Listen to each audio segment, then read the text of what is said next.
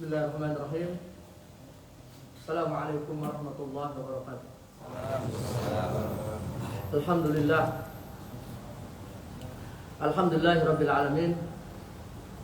Wa bihi nasta'inu ala umuri dunya waddin. Salatu wassalamu ala asyrafil mursalin nabiyina Muhammad wa ala alihi wa sahbihi ajmain, amma ba'd. Rabbi shrah li sadri wa yassir li amri wahlul 'uqdatam min lisani yafqahu qawli.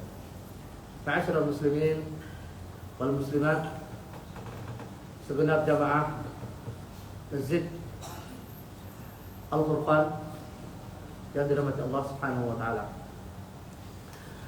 Mungkin sudah pernah kami sampaikan sebelumnya bahwa umur daripada umat Muhammad ini sangat singkat jika dibandingkan dengan umat-umat sebelumnya. Misalnya umatnya Nabi Nuh alaihissalam, mereka telah mendiami planet bumi ini ribuan tahun. Itu dibuktikan dengan firman Allah, walaqad arsalna Nuhan ila qaumih falabitha fihim alfa sanatin illa 50 'ama. Sungguh kami telah mengutus Nabi Nuh, kata Allah, kepada kaumnya. Kemudian dia berdakwah di tengah-tengah kaumnya supaya beribadah hanya kepada Allah selama 1000 tahun kurang 50. Berarti 950 tahun. Itu waktu periode dakwah, belum umurnya. Umurnya berarti mungkin ribuan. Demikian halnya misalnya kaum Nabi Saleh, kaum Tsamud, ratusan. Kaumnya Nabi Hud, kaum Ad, itu ratusan. Kaumnya Nabi Ibrahim, kaumnya Nabi Musa. Kita ini umat umur yang pendek. Rasul SAW pernah menjelaskan a'maru ummati baina 60 ila 70. Wa qalilun minhum tajawaz adzal. Rata-rata umur umatku ini, kata Nabi, kisaran 60 sampai 70, hanya sedikit yang melewati angka itu, dan itu fakta. Sejak Rasulullah mengatakan ini sampai hari ini, hanya sedikit umat Muhammad ini yang melewati angka 70. Rata-rata 60 dan 70 tahun. Kita misalnya ambil contoh beliau, 63 tahun. Itu tahun Komariah. Kalau tahun Masehi itu mungkin hanya 60. Misalnya juga Abu Bakar, Umar, Ali, dan sahabat yang lain, rata-rata 62-63. Mungkin hanya Utsman bin Affan dan Anas bin Malik dan yang lainnya yang melampaui angka 70 sampai 80 tahun. Intinya bahwa umur kita ini sangat pendek. Dan kita adalah umat yang akan mewarisi hari kiamat. Kita ini umat akhir zaman. Tidak ada lagi umat setelah kita. Kita tidak tahu apakah kita yang ada sekarang ini yang akan mewarisi hari kiamat. Artinya kejadian hari kiamat kita sedang ada di dunia ini. Dan tidak ada yang bisa menerka. Allah berfirman, yas'alunaka 'anis sa'ati ayyana mursaha. Ya Muhammad, mereka bertanya, kapan itu kiamat? Yas'alunaka 'anis sa'ati ayyana mursaha. Fima anta min dzikra, kamu enggak mungkin bisa jawab. Innama anta munzuru ma yakhsha. Ya Muhammad, kamu hanya menyampaikan masalah kiamat itu di tangan Allah Subhanahu wa taala. Namun yang pasti Allah Subhanahu wa taala telah mengirim sinyal-sinyal, tanda-tanda. Ada namanya tanda-tanda asyratus sa'ah as-sughra, tanda-tanda kiamat kecil. Ada tanda-tanda kiamat besar. Sekarang kalau tanda-tanda kiamat kecil sudah banyak muncul. Misalnya orang sudah terang-terangan bunuh khamar, itu tanda-tanda kiamat. Orang sudah tidak lagi menghormati nasab. Orang, anak-anak berani pada orang tua, itu tanda-tanda kiamat. Berani pada orang tua, tanda-tanda kiamat. termasuk juga jumlah kaum Hawa lebih banyak. Ini sudah tanda-tanda kiamat. Nanti kalau sudah tanda-tanda kiamat besar, itu sangat dahsyat. Misalnya datangnya hewan, dabbah, muncul dabbah, hewan, sap. Nanti ada Dajjal.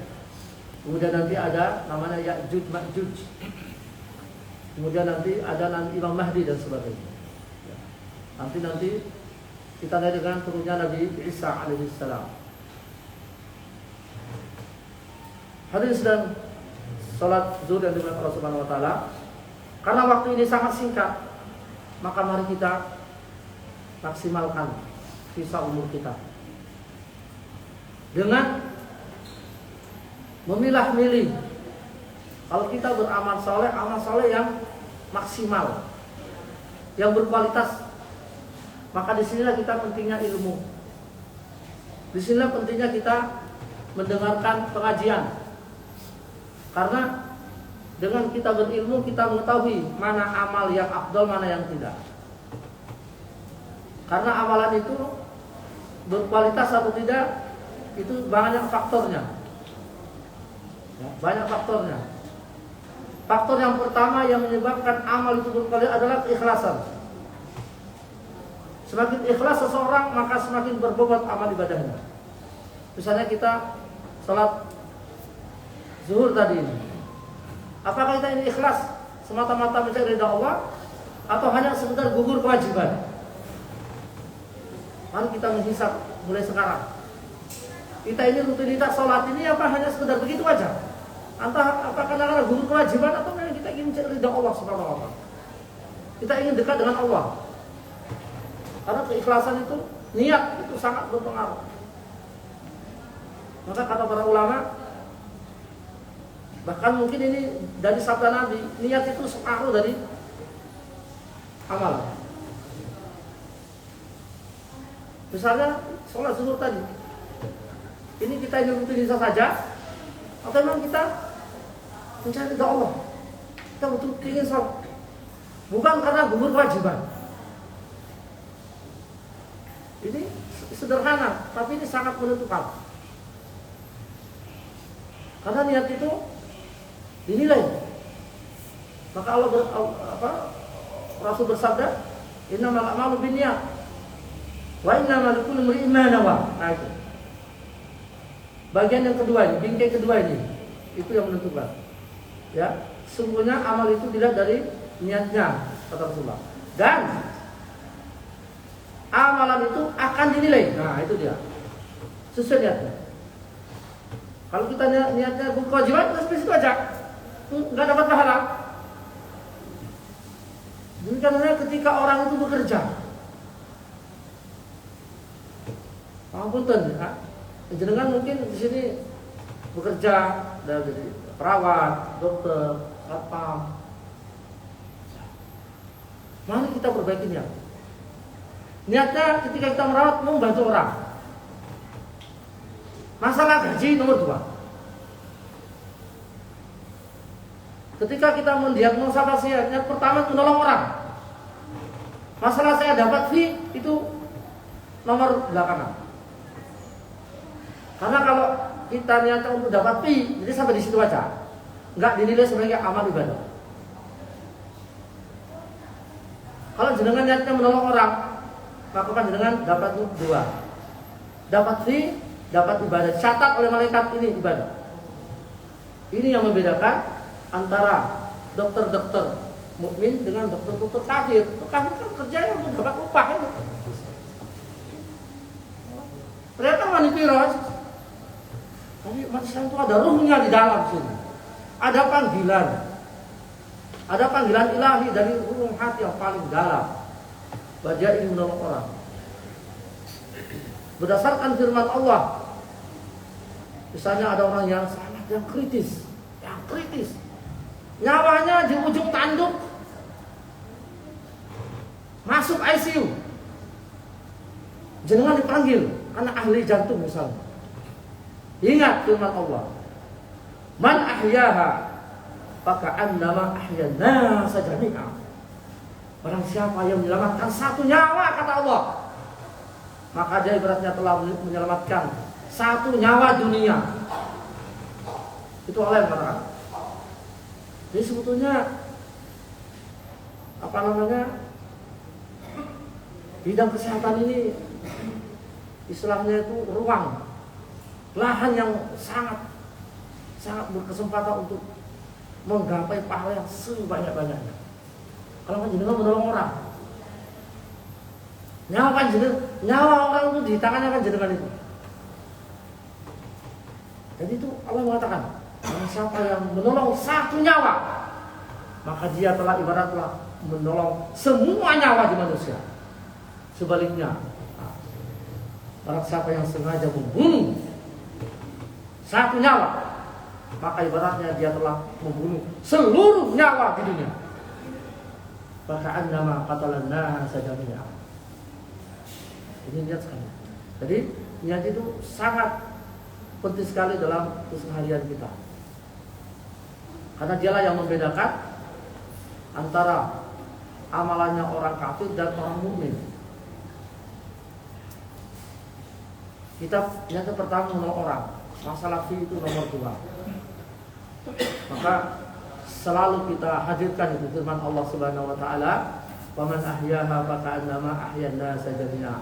Barang siapa yang menolong satu nyawa, ibaratnya dia telah menolong semua nyawa manusia. Bukan 1000 nyawa, semua nyawa manusia. Itu janji Allah Subhanahu wa taala.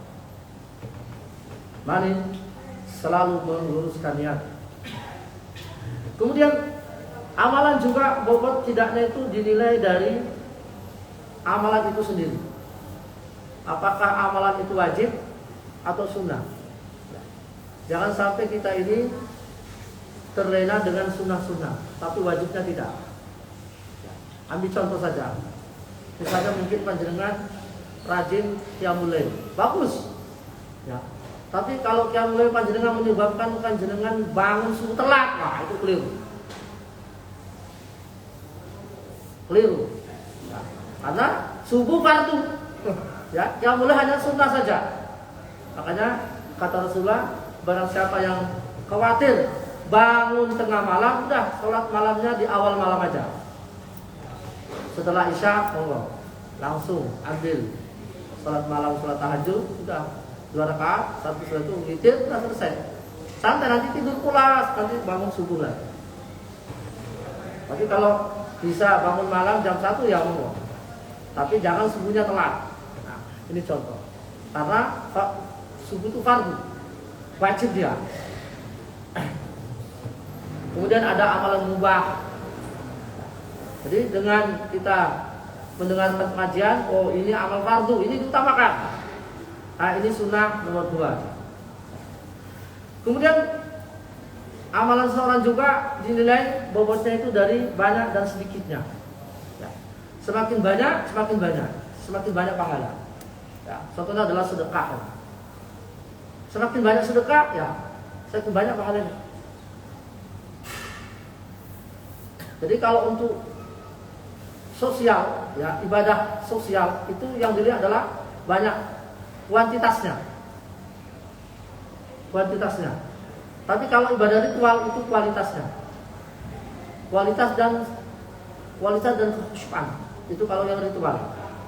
Sedikit aja, tapi khusyuan itu bagus. Itu yang ritual. Tapi kalau sosial, ya banyak. Saking banyak sedekah, saking banyak pahalanya.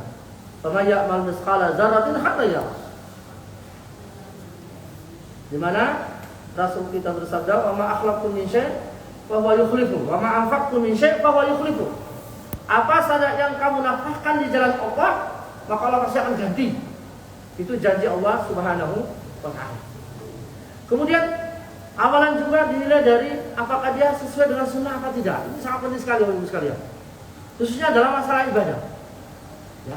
Jadi ibadah itu kata para ulama sudah ada tata caranya, ada dalilnya. Ya. Ritual itu sangat-sangat sesuai dengan aturan yang sudah ditunjukkan oleh Nabi SAW. Kita nggak boleh mencari-cari jalan lain terkait dengan ritual. Misalnya puasa, Banyak orang pengen lebih, pengen puasa putih. Puasa putih itu adalah menahan satu kali sampai 2 kali 24 jam. Sahur dan buka digabung satu. Nggak boleh, meskipun itu adalah lebih lama. Yang sunnah itu yang namanya puasa itu adalah antara terbit fajar shadiq sampai terbenam, selesai. Malam tidak ada puasa. Banyak orang pengen mengolah jiwa, mentobatin dan sebagainya. Kita katakan salah. Anda menyelisih sunnah. Jadi amalan ritual itu semakin dekat dengan sunnah semakin baik. Contoh yang lain, misalnya qobliyah subuh, misalnya. Mungkin ada orang hafal surat juz amma, sehingga dia sholat qobliyah subuhnya rakaat pertama surat An-Naba, rakaat kedua surat An-Nazi'at. Jadi kalah subuhnya. Sementara subuhnya rakaat pertama kulhu, rakaat kedua inna a'taina. Keliru. Ya. Kata Aisyah, Rasulullah itu kalau qobliyah subuh sangat ringan. Rakaat pertama Al-Kafirun, rakaat kedua kulhu, selesai. Baru nanti subuhnya panjang. Ini sunnah ini. Jadi mari kita selalu memelihara amalan ini sesuai dengan sunnah. Karena setiap sesuai dengan sunnah maka itu akan berkualitas, akan berbobot. Sebaliknya semakin jauh dengan sunnah meskipun banyak, ya misalnya tadi qobliyah subuh dia baca surat An-Naba rakaat pertama, itu bisa 10 menit. Tapi sia-sia, maksudnya itu pahalanya sedikit. Daripada baca rakaat pertama Al-Kafirun, rakaat kedua kulhu, cuma 3 menit selesai, tapi pahalanya tinggi karena sesuai dengan sunnah. Nah, maka Rasulullah mewanti-wanti, man ahdatsa fi amrina hadza ma laysa min fahuwa raddun. Barang siapa yang mengada-ada suatu amalan ibadah yang belum pernah kami lakukan, kata Nabi, maka tertolak. Amal ibadah apa saja yang tidak sesuai dengan sunnah Rasul tertolak, meskipun banyak. Tapi sedikit sesuai sunnah, ini yang diterima oleh Allah Subhanahu wa taala. Karena Allah berfirman, "Qul in kuntum tuhibbunallaha fattabi'un." Katakan ya Muhammad kepada umat manusia, kalau mereka ingin dicintai Allah, maka ikuti aku. Ikuti sunnahku. Berarti kalau tidak mengikuti sunnah Nabi, ya jauh dari cinta Allah. Meskipun yang bersangkutan mengklaim cinta Allah Subhanahu wa taala. Jadi amal-amalan, apakah zikir-zikir dan sebagainya, ya, kita berusaha untuk mencari apa yang dicontohkan oleh Nabi Sallallahu Alaihi Wasallam. Ya. Kemudian amalan juga berbobot dari sisi siapa pelakunya. Kalau pelakunya ahli takwa, ya maka dia juga amalannya juga berbobot. Ya, maka para nabi itu amalan salehnya lebih tinggi dibanding kita, karena mereka para nabi. Para wali juga demikian. Para sahabat, maka Nabi SAW mengatakan, la tasubbu ashabi 3 kali. Wallazi nafsi biyadihi, law anna ahadakum anfaqa mislahu din zahaba, ma adraka mudda ahadin wala nasifahu. Jangan kalian celah sahabatku, kata Nabi. Mereka manusia mulia. Seandainya kalian, wahai orang-orang di kemudian hari, berinfak 1 gunung Uhud emas, 1 gunung Uhud emas berinfak, tidak bisa mengalahkan infaknya para sahabat meskipun hanya 1 genggam, bahkan separuhnya. Artinya semakin tinggi keimanan seseorang itu, maka dia ibadahnya semakin tinggi. Makanya kita ini anak-anak itu bisanya minta didoakan orang tua, karena mereka lebih mustajab doanya. Jadi mungkin di antara kita ada orang tua masih hidup, terutama bunda, selalu minta didoakan bunda, ya, karena doa mereka lebih besar dibanding kita, lebih mustajab doanya. Ya, dimudahkan bekerja, dimudahkan belajar dan sebagainya. Karena bunda itu doanya mustajab. Banyak kisah sudah, ya, banyak kisah betapa bunda itu dakwanya, doanya mustajab dan tidak ditolak oleh Allah Subhanahu wa taala. Yang terakhir, amalan itu akan dinilai dengan waktunya kita beramal. Ya, mari kita milih-milih waktu. Milih-milih waktu. Misalnya berdoa Berdoa itu ada waktu mustajab. Kapan di antara doa mustajab itu? Misalnya ketika kita menjelang buka, itu mustajab doanya. Menjelang buka itu puasa. Bagaimana kalau nggak puasa? Lihat setiap setelah azan. Alhamdulillah di sini ada jeda waktu. Ya, ini kita ucapkan terima kasih kepada takmir masjid mengadakan jeda waktu 15 menit antara azan dan qomat. Itu bagus sekali. Tempat lain cuma 5 menit, begitu azan qomat. Nggak ada kesempatan untuk qobliyah, nggak ada kesempatan untuk doa. Rasul mengatakan 3 doa yang tidak ditolak. Di antaranya adalah antara azan dan qomat. Kita memanfaatkan ini. Karena waktu ini mustajab waktu itu. Bukan waktu sia-sia. Jadi misalnya besok atau nanti ketika azan asar langsung untuk doa. Habis sholat 2 rakaat langsung doa. Itu mustajab doanya. Rasulullah yang menjamin. 3 doa mustajab. Di antaranya adalah antara azan dan qomat. Mudah-mudahan ada manfaatnya. Mohon maaf. Aku lumma tasma'un. Astagfirullah li wa lakum. Wassalamualaikum warahmatullahi wabarakatuh. Waalaikumsalam.